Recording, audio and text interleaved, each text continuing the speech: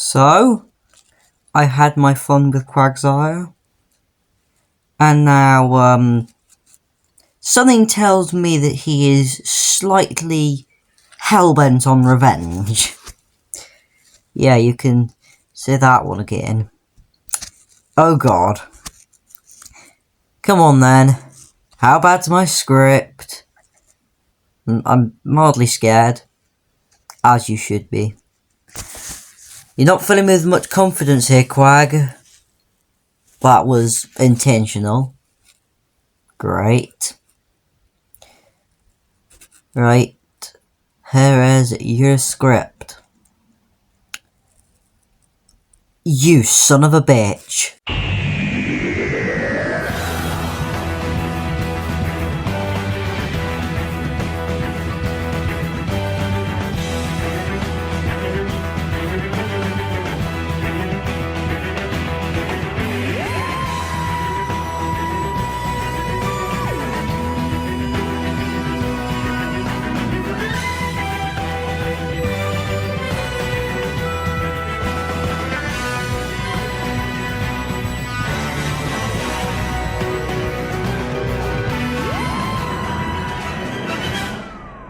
Right then. Well, Quag has definitely managed to fuck me over more than I fucked him over, and now I am mildly annoyed. That's not how you put it while we were in the middle of recording. Shut up. Anyway, right. Bugatti Vision GT.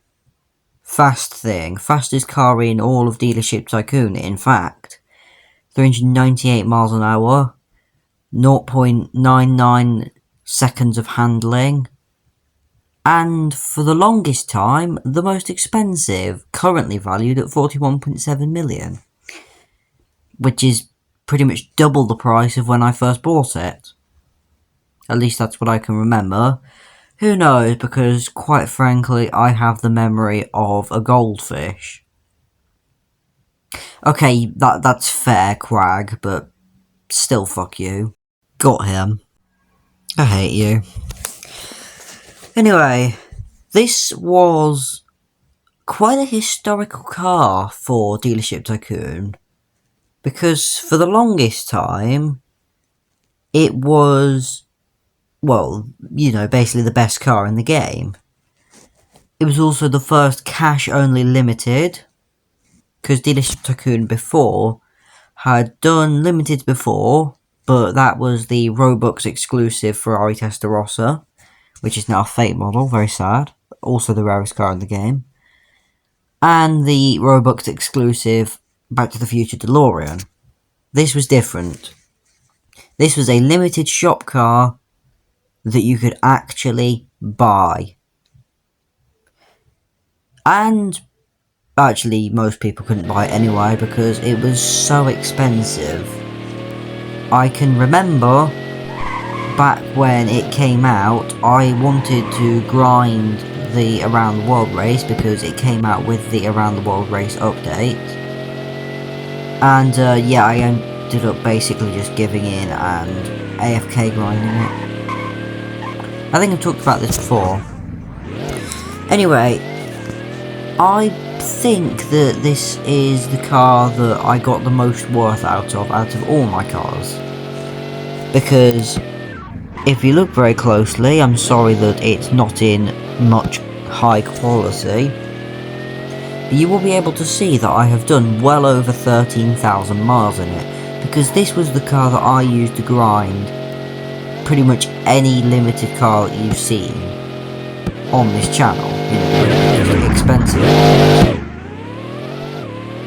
Only now, after 13,000 miles, I finally retired it, because it's been overtaken by the Ferrari 250 GTO, which earns more per mile, earns more on the dealership, is faster, basically just outdoes it in every way, apart from the corners, as we saw in the 250 GTO's respective test. You should watch that, actually. It's quite good.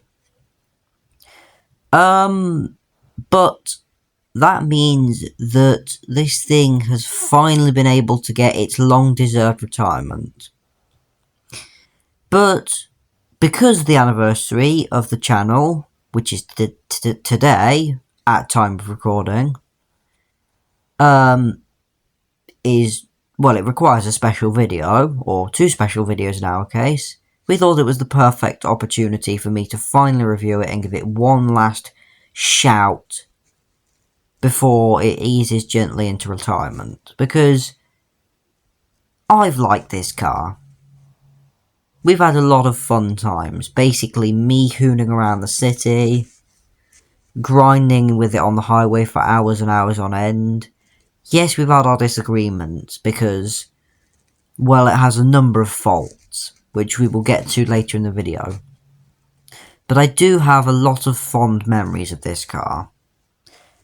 So I think, while yes, I have retired it, when I do hop onto Dealership Tycoon, I might use it every so often. Usually I would just plump for the 300 plus, or sometimes the Bolide, but this also deserves some free time off the highway. First of all, there's the speed. It has a lot. Quite frankly, it's insane how much speed it has. It is ridiculously quick. This was a 398 mile an hour car with under a second of acceleration when it was new. Now, it still does have that, but when it was new, pretty much the only other car that could do that was the Bolide. So when this came out, a lot of people lost their minds. Now you've got cars that are able to do it left, right, and centre, like the 300 plus, the what's the new one, the Tourbillon, even the La Voiture Noire. But this was the first car that we saw that could rival the Bolide in speed. In fact, it beat the Bolide in speed, I think. Yes, if you had watched my review of the Ferrari 250 GTO, I mentioned that the Bolide was actually faster than both the 250 GTO and the Vision GT on the circuit. But I think that's because of, well, a number of things. Frame rate and the Ferrari's poor handling versus the Bolide's immaculate handling. This is still a ridiculously quick car, even for Dealership Tycoon standards, because this is at the top of the bunch. Cornering, on the other hand, it is absolutely not at the top of the bunch. I mentioned it had some faults earlier. These are where the faults come from. It's a very wide and mean car, which means that on a flat circuit, it is perfect. Unfortunately, there is no such thing as a flat circuit on here, because our circuit race is very three-dimensional, and the mountain roads are also very three-dimensional, which means that the rock-hard suspension, which has absolutely no give in it whatsoever, makes you jump about and bounce, and the back will twitch. It's a hellhole. And then what makes it even worse is the fact that it understeers all the time, and it's heavy and cumbersome. This thing is a real pig in the corners. Takes a long time to actually get used to driving it properly, and even then, I still have to go through and drive it quite often just to get back to grips with it. It's a real shame and a blemish on this otherwise perfect car. So how will this make it do in the circuit? Well, as it turns out, while yes, there is quite a lot of incline changes on the circuit, those do cause some problems, not helped by the fact that the suspension has about as much nuance as a Trump supporter. Hey, that was a good one. Nice bit of writing, Quag. It's not too bad. Unfortunately, this lap time was a lot slower than Quag's because of frame rate. Quag, I can see you smiling in the background. It was. So yeah, is this thing really that good after all? Well, put it this way, it's very much of a Marmite car. Yes, that's definitely Quag having a go at Marmite. Marmite is brilliant. I don't like you, Quag. Marmite is absolutely disgusting and vile, just like you sometimes. You son of a bitch. Anyway, personally, I think if you find a straight road and this, they pretty much go together like tea and biscuits. Funny, really funny, Quag. Nice one. Haha, creative. But all in all, it just comes together like one big disgruntled mess. Kind of like the British Empire. Oh, we're doing a 2-in-1 now, are we?